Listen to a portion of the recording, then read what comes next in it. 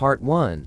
Fall asleep to the entire history of ancient Rome. Hey guys. Tonight, let's do something a little strange. Dim the lights, get cozy, and don't worry, there's no quiz at the end. We're not here to learn for the sake of learning. We're here to drift through history like a slow river. A river that occasionally smells like olive oil, sewage, and too many sandal-clad feet marching around. Yes. Tonight, we're wandering through the entire history of ancient Rome. Now, don't panic. That sounds like a lot because it is. Rome lasted over 1,000 years if you squint at the timeline the way historians do. Which is the historian's favorite trick? Call something continuous, even though half of it is on fire. But we'll take it slowly, like drifting through ruins at sunset. Or like a toga that's 2 sizes too large, it just hangs on you comfortably. So let's start at the beginning. Or well, the legendary beginning. Which means, it didn't happen, but Romans insisted it did. And when has historical accuracy ever been more fun than gossip? Romulus and Remus, raised by wolves literally, supposedly. So picture this. 2 twin babies, Romulus and Remus. Their mother, Rhea Silvia, was a priestess who, inconveniently, broke her vows and ended up pregnant by Mars, the god of war. Because of course the god of war can't keep his divine sandals tied, right? Their uncle didn't like the idea of potential heirs floating around, so he had the twins tossed into the Tiber River. But instead of drowning, they washed up and were rescued by a wolf. Yes, a she-wolf, who just happened to have maternal instincts strong enough to raise 2 human babies. Or maybe she was just like, fine, 2 more mouths to feed. Why not? Either way, the boys survived. Later, a shepherd raised them, because wolves are apparently great babysitters, but not so much with teaching basic language skills. So now, we have a city founded on fratricide, raised on wolf milk, and built in a swamp. Who wouldn't want to live there? Rome, in its earliest years, had kings. Not emperors, yet just kings. 7 of them, supposedly. Though honestly, historians think most of these guys were more myth than man. But let's glide through them anyway, because they're too weird to skip. First up, Romulus himself. He was said to have reigned for about 40 years. He basically set up the Roman Senate, which at first was just 100 old guys nodding gravely and pretending they were in charge. Think of them like the original group chat moderators. Romulus also supposedly created the Roman legions, but realistically, he probably just handed some guys pointy sticks and told them to stop loitering. Then there was Numa Pompilius, the second king. He was the peaceful one, the kind of guy who, if he were alive today, would definitely run a meditation retreat. He didn't like war, which already made him suspicious to the Romans. But they tolerated him because he invented religion. Well, not religion itself, but he gave Rome its priesthoods, its sacred rituals, and all sorts of mystical calendar rules. Basically, Numa was the reason Romans had so many confusing holidays that nobody understood. Next came Tullus Hostilius, whose name already sounds like hostile. And yes, he lived up to it. He was warlike, aggressive, and basically the opposite of Numa's chill vibes. He picked fights with neighbors constantly. Allegedly, he destroyed the nearby city of Alba Longa, which, fun fact, was supposed to be the twins' birthplace. So in a way, Rome was just bulldozing its own family home. Very on brand. Skipping ahead to Tarquinius Superbus, the last king. And yes, Superbus doesn't mean super bus, though that would be fun. It means arrogant, which is fitting because he was the ultimate bad king. He ruled like a tyrant, ignored traditions, and his family managed to provoke the kind of scandal that would fuel gossip podcasts today. Long story short, the people revolted, kicked him out, and decided never to have kings again, which is how Rome turned into a republic. So if you're keeping track, wolf milk, sibling murder, too many holidays, and finally a tyrant with the world's most on-the-nose nickname. Great start, Rome. The Republic. Organized chaos, alright.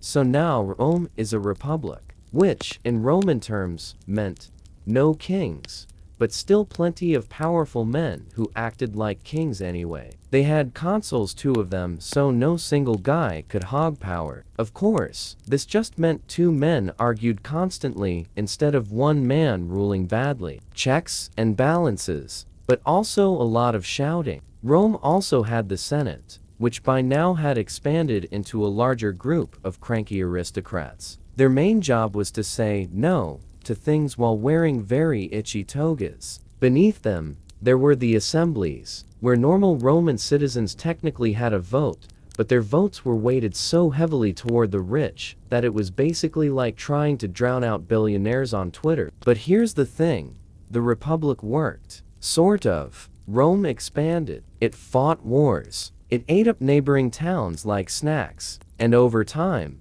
this small swamp city became a regional powerhouse. One of Rome's early Republic heroes was Cincinnatus. He was supposedly a simple farmer. Then, when Rome was in crisis, the Senate begged him to take control. He accepted the role of dictator because yes, Rome actually had a legal position called dictator, but only for emergencies. Cincinnatus led the army, saved the city, and then this is the part Romans loved. He gave up power after just 15 days and went back to farming. It's a great story, almost too great, which is why historians suspect it's probably propaganda. Because let's be honest, very few men in power voluntarily go back to their cabbages. But Romans adored the idea. They told the story over and over again, mostly to guilt-trip later leaders into behaving better. Spoiler, it didn't work. Part 2. Republic on the march. So, where were we? Ah yes, Rome has kicked out its kings, patted itself on the back for inventing a republic, and is now staring at its neighbors like, you know what would go really well with our swamp? Your land. Because that's the thing about Rome. It didn't just sit still. The Republic was basically allergic to peace. Every time they finished one war, they immediately found another. Some say it was about defense. Some say it was about glory. I say it was because Roman senators got bored easily. Early expansion. Neighbors beware. At first, Rome's wars were small and local. A few villages here, a few hill tribes there. We'd like to borrow your sheep, permanently. But then Rome discovered something dangerous. If you conquer people, you can also tax them. And once you start taxing neighbors, you realize conquest pays better than farming. Carthage was this wealthy, seafaring city-state in North Africa. They controlled trade across the Mediterranean, which annoyed the Romans because, well, Romans didn't like anyone being richer than them. So began the Punic Wars. And let me tell you, these were not quick. The first war dragged on for over 20 years. Rome, which was not a naval power, had to build a navy from scratch. They basically said, we don't know ships, but what if we just strapped a plank onto the deck and turned sea battles into land battles? That was the Roman corvus, a boarding bridge. It worked, somehow. The Second Punic War, though, was the famous one. This is where Hannibal comes in. And yes, this is the elephants over the Alps guy. Hannibal marched his army, complete with war elephants, from Spain into Italy. Which sounds impressive because it was, but also slightly impractical. I mean, elephants are not known for mountain climbing. A few survived, but by the time they reached Italy, they were more like very large, moody cows. Still, Hannibal had huge victories in Italy. He crushed Roman armies left and right. Cannae was the worst of them, tens of thousands of Romans killed in a single day. The Republic panicked. But here's the thing, Hannibal never marched on Rome itself. He camped in Italy for over a decade, winning battles, but not ending the war. Eventually, Rome found a strategy: ignore Hannibal, attack Carthage directly. So their general, Scipio Africanus, invaded North Africa. That forced Hannibal to leave Italy and defend his home city. At the Battle of Zama, Hannibal finally lost, and Carthage was humbled. Because the problem with conquering half the known world is that it makes some people very rich, while everyone else just sits around grumpy. Wealthy senators came home with loot, slaves, and estates. Meanwhile, small farmers struggled to compete. The gap between rich and poor widened, and if there's one thing that never ends well in history, it's that. Enter the Gracchi brothers, Tiberius and Gaius. They were young aristocrats who actually cared about the poor, always a dangerous career choice in Rome. They tried to pass reforms to give land back to the common people. Predictably, the Senate was not thrilled. Tiberius was clubbed to death. A few years later, Gaius was forced to commit suicide. So much for reform. And this set the pattern. Whenever someone tried to fix inequality in Rome, the rich responded with violence. Rome was still technically a republic, but now politics was starting to look more like organized street fighting. This was genius, and also a disaster, because it meant Rome's politics and Rome's armies were now inseparable. Every ambitious general could basically threaten civil war. And speaking of civil war, enter Sulla. Sulla, the March on Rome. Lucius Cornelius Sulla was a patrician, a conservative, and a man with the kind of permanent scowl you'd expect from someone who really hated reformers. He was given command of a war in the East. But then, in a very Roman twist, the Senate voted to transfer that command to someone else. Sulla's response? He marched his army into Rome itself. The city, his own city, something no general had ever done before. Imagine the shock. Roman citizens woke up to legions casually strolling down the streets. Sulla seized power, executed his enemies, and declared himself dictator. Not the temporary, 6-month emergency kind of dictator, but indefinite. He rewrote laws, strengthened the Senate, and left behind a very clear message. If you have an army, you can do whatever you want. Part 3. The rise of Julius Caesar. So, Rome has seen Sulla march on the city, rewrite the rules, and then politely retire, which sounds noble, but really just left everyone thinking, oh, so that's allowed now. And in that slightly unstable environment, along comes Julius Caesar. Young Caesar, already annoying the wrong people. Caesar was born in 100 BCE into an old patrician family that had fallen on slightly hard times. Not poor, of course, he wasn't out milking goats, but not the top tier either. His family claimed descent from Venus, the goddess of love, which, if true, explains why Caesar spent most of his life collecting affairs like Pokémon cards. Early on, he made enemies. He was related by marriage to Marius, the reformer general who'd clashed with Sulla. So when Sulla came to power, Caesar was marked as suspicious. Sulla supposedly spared him only after friends begged on his behalf. Even then, Sulla grumbled, "In this Caesar, I see many Mariuses," which was Roman for, "This kid is going to be trouble." Spoiler, Sulla was right. Kidnapped by pirates.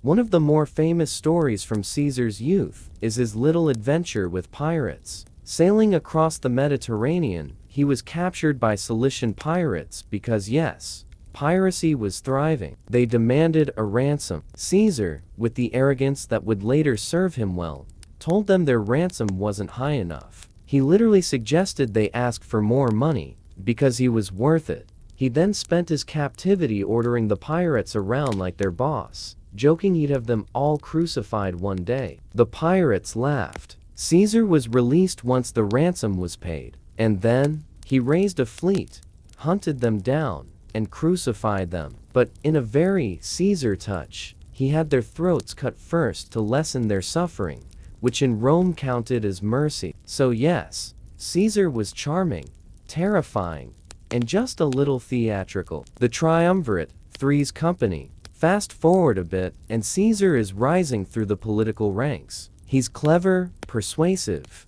and not above bribery. Rome at this point is basically drowning in corruption, and Caesar swims in it like a champion. But he needs allies. Enter the first triumvirate, a fancy word for three powerful men who agree to team up because they don't fully trust each other. The members? Caesar, Pompey the Great, and Crassus. Pompey was Rome's golden boy, a brilliant general with huge military prestige. Crassus was rich, like, absurdly rich. Think, owns half the city levels of money. And Caesar was the ambitious rising star. Together, They controlled Roman politics. Caesar got himself elected consul, bent laws to favor his buddies, and then conveniently took a long military command in Gaul. This would change everything. Caesar in Gaul, conqueror extraordinaire. For nearly a decade, Caesar fought in Gaul, roughly modern-day France. He wrote about his campaigns and commentaries on the Gallic War, which were technically reports to the Senate, but also massive self-promotions. Imagine a general live tweeting his victories, but with slightly better Latin. He conquered vast territories, slaughtered or enslaved countless Gauls, and made himself insanely popular back in Rome. His soldiers adored him because he shared their hardships, marching alongside them,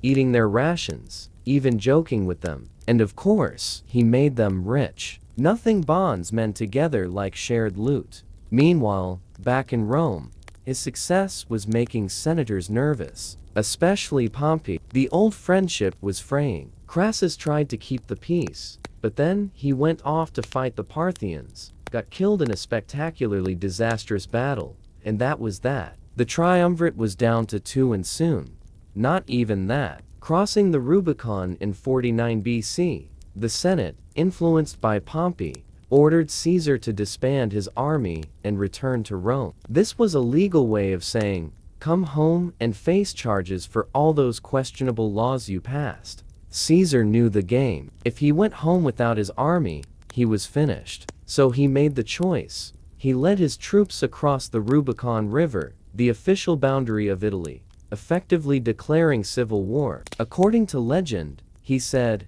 Aliae acta est, the die is cast, which is a classy way of saying, welp, guess we're doing this. Civil war.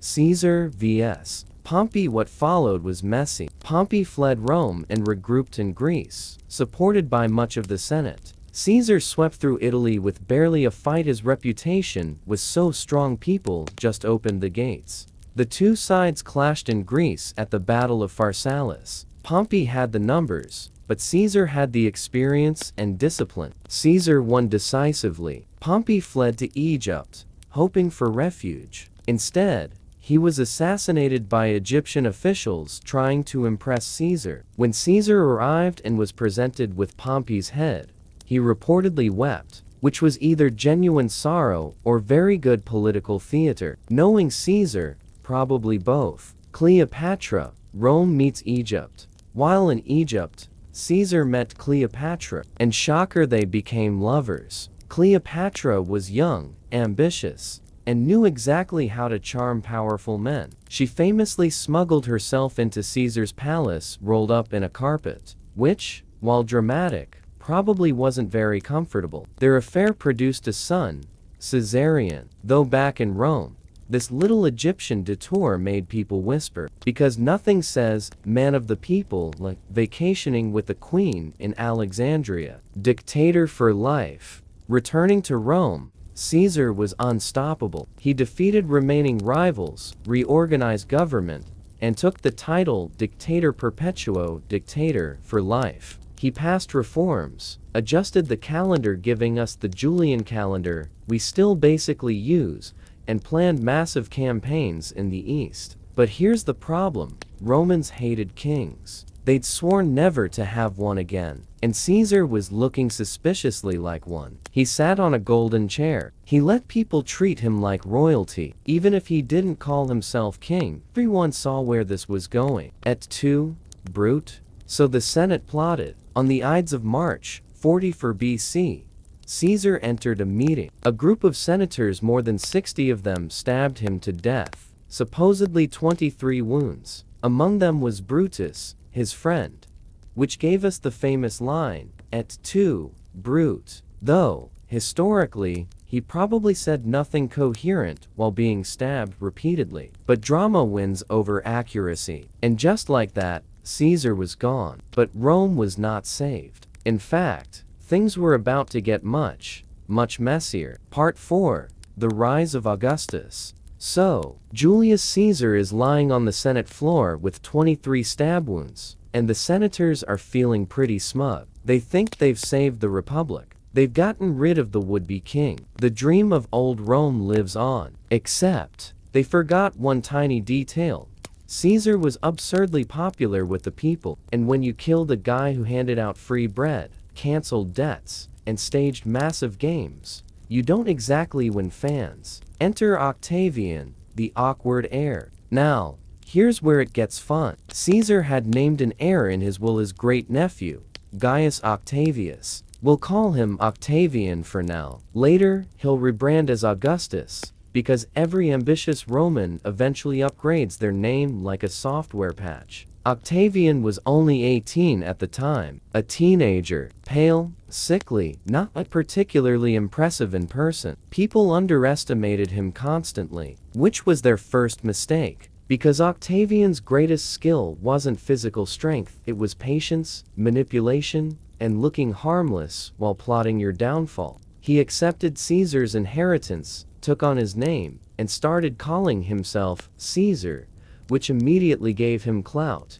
Romans loved Caesar, and Octavian smartly rode that wave of nostalgia. Mark Antony, the rival who should have won, of course. There was competition. Mark Antony, Caesar's right-hand man, assumed he would inherit leadership. Antony was bold, charismatic, a capable general, and reckless. The kind of guy you'd want at a party, but not balancing your budget. Octavian and Antony immediately clashed, but then, in a very Roman twist, they decided to form an alliance instead. Along with another politician, Lepidus, they created the second triumvirate. Basically, let's share power, hunt down Caesar's killers, and then we'll figure out the backstabbing link.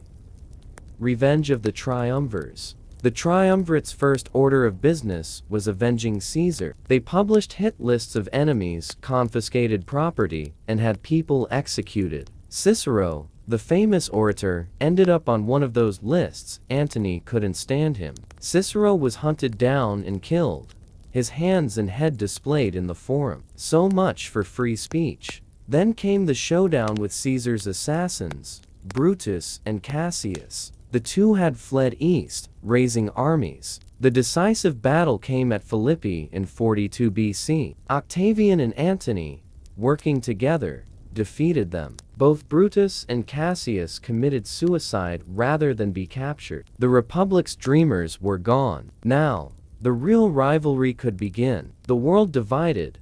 Antony and Cleopatra after Philippi, the triumvirs split the Roman world. Octavian took the west. Antony got the east. Lepidus got North Africa, but honestly, nobody took him seriously. He was the third wheel. Antony, stationed in the east, met Cleopatra, the same Cleopatra who had charmed Julius Caesar. And yes, history repeated itself. Antony and Cleopatra became lovers, partners, and political allies. They had children together, lived in luxury, and basically turned Alexandria into their royal headquarters. Back in Rome, Octavian seized on this scandal. He portrayed Antony as being bewitched by a foreign queen, betraying Roman values. Antony was painted as decadent, drunk, and too cozy with Egypt. Octavian, meanwhile, cultivated an image of Roman simplicity. He posed as the humble, dutiful son of Caesar while quietly building his power. Showdown.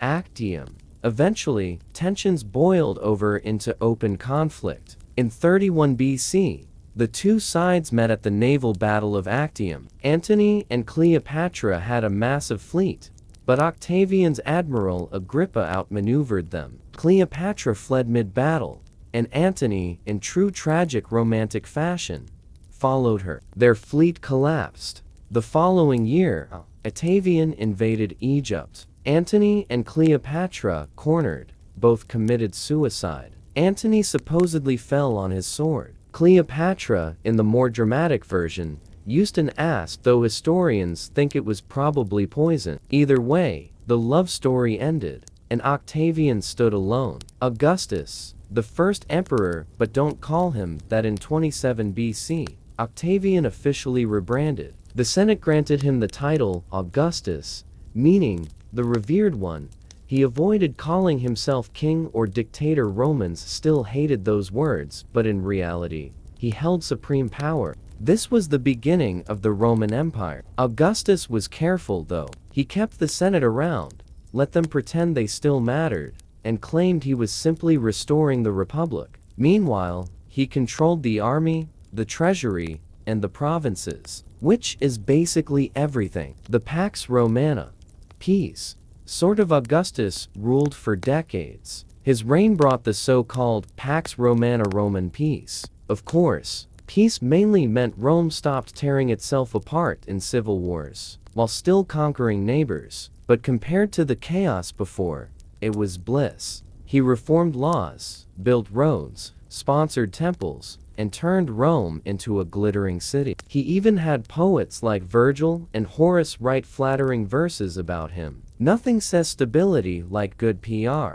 Augustus reigned so long that succession became an issue. He outlived most of his chosen heirs, either through bad luck or suspiciously convenient deaths. In the end, he settled on his stepson Tiberius, son of his wife Livia. Augustus died in 14 CE, supposedly saying, "I found Rome a city of bricks and left it a city of marble," which was both true and a little braggy. And so, the Julio-Claudian dynasty began, which means, welcome to the parade of emperors who were increasingly eccentric, paranoid, or just plain unhinged. In 2021, 73% of countries drive on the right side of the road, while only 27% of countries drive on the left side of the road. But why do we drive on the right side of the road? Well, there are a few theories, but no one knows for sure. One theory is that it all has to do with the way that cars are manufactured. Since most cars have the steering wheel on the left side of the car, it makes sense to drive on the right side of the road so that the driver can easily see the wheels of the car in front of them. This allows the driver to judge the distance between their car and the car in front of them. Another theory is that driving on the right side of the road makes it easier to escape a head-on collision. If two cars are headed towards each other at high speed, it is better to be on the right side of the road because you can see the other car coming at you. Then you can take evasive action, such as swerving into the lane next to you or hitting the brakes. I don't know about you, but I think it would be pretty scary to drive on the left side of the road where the steering wheel is on the same side as the other cars. Let me know your thoughts in the comments below.